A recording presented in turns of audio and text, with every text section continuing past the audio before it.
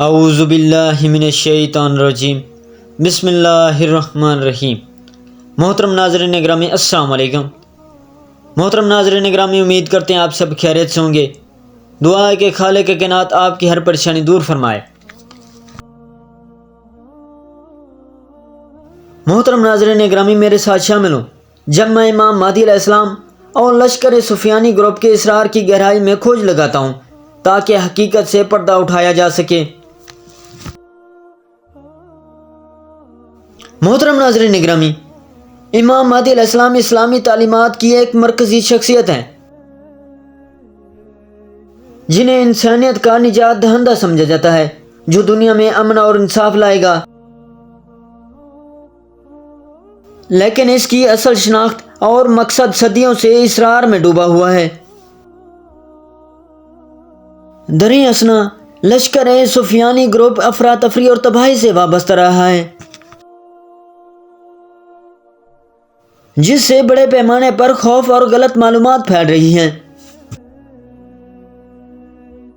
اس video میں ہم ان پر اسرار شخصیتوں کے پیچھے کی حقیقت کا پتہ لگائیں گے، خرافات کو ختم کریں گے اور حیران کن کنیکشن کا پردہ فاش کریں گے جو اسلامی پیش گوئی کے بارے میں آپ کے سوچنے کے انداز کو بدل دیں گے۔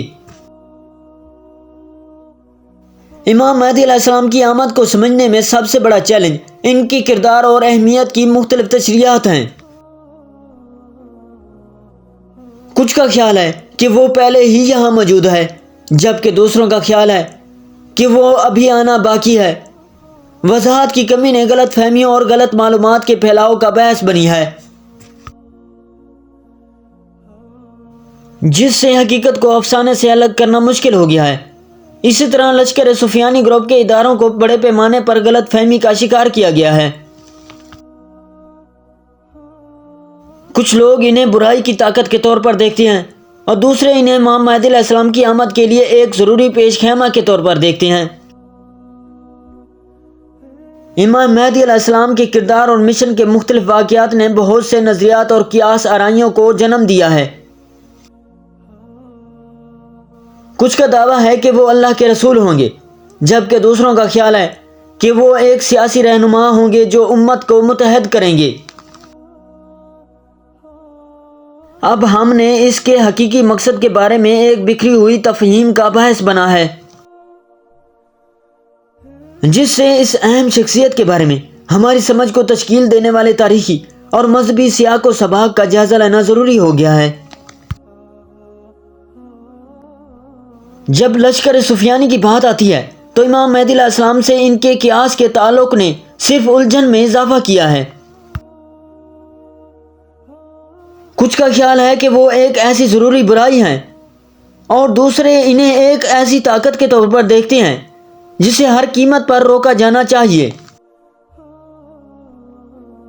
چیلنجوں کے باوجود اسلامی تعلیمات میں امام مہدی علیہ السلام اور لشکر سفیانی گروپ کی اہمیت کو تسلیم کرنا ضروری ہے۔ ان کی کہانیاں نسل در نسل منتقل ہو رہی ہیں، جو لاکھوں لوگوں کے تخیل کو مسحور کرتی ہیں اور انسانی تاریخ کے دھارے کو تشکیل دیتی ہیں۔ جیسے کہ ہم ان اعداد و شمار کے آس پاس کے اسرار کو مزید گہرائی میں تلاش کرتے ہیں، حقیقت کو فیکشن سے، افسانے کو حقیقت سے اور قیاس کو سچائی سے الگ کرنا بہت ضروری ہے۔ اسلامی پیش گوئی کی دنیا میں حقیقت اور افسانے کے درمیان فرق اکثر دھندلا جاتا ہے، جس کی وجہ سے سچائی کو پہچاننا مشکل ہو جاتا ہے۔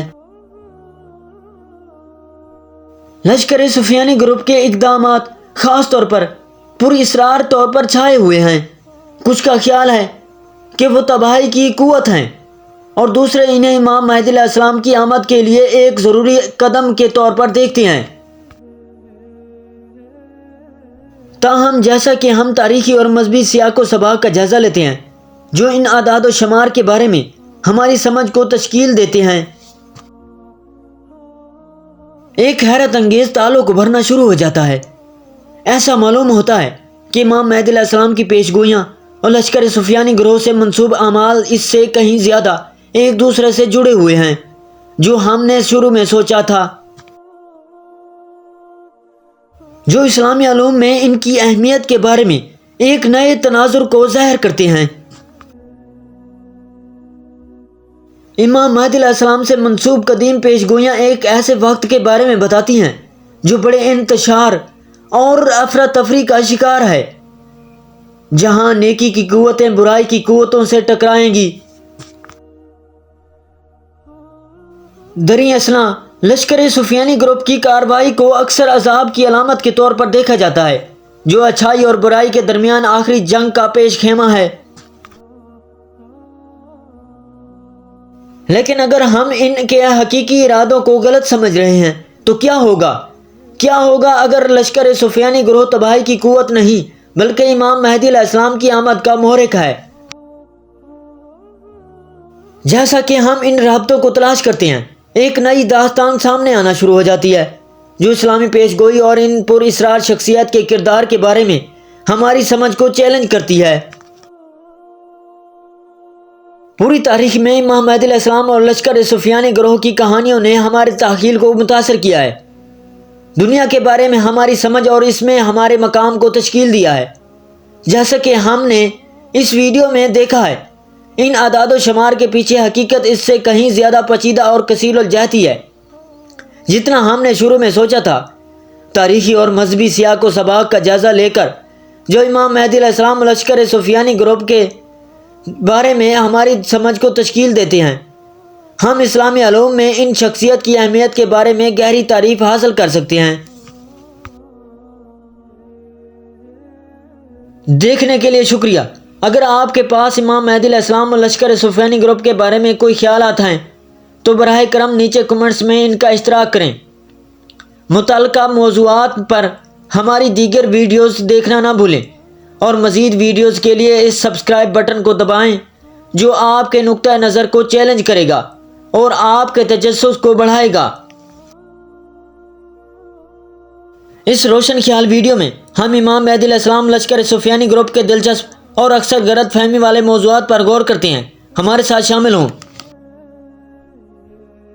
جب ہم تاریخی تناظر، کلیدی عقائد اور اسلامی تعلیمات میں ان اہم شخصیت مضمرات کو تلاش کرتے ہیں، ہم لشکر سفیانی کی خصوصیات، آخری زمانے میں پیش گوئی شدہ واقعات میں ان کے کردار اور امام مہدی علیہ السلام کی منتظر واپسی سے ان کا کیا تعلق ہے، اس کو کھولیں گے۔ اس ویڈیو کا مقصد ان پیچیدہ بیانوں کو سمجھنے کے خواہاں ناظرین کے لیے وضاحت اور بصیرت فراہم کرنا ہے، چاہے آپ عالم ہوں یا اسلامی تعلیمات کے بارے میں صرف تجسس رکھتے ہوں۔ یہ جامع تجزیہ ان اہم تصورات کے بارے میں آپ کی سمجھ کو وسیع کرے گا۔ مذہبی علوم دینیات پر مزید فکر انگیز ویڈیوز کے لیے لائک، شیئر اور سبسکرائب کرنا نہ بھولیں۔ محترم ناظرین گرامی، چلتے ہیں موضوع کی طرف۔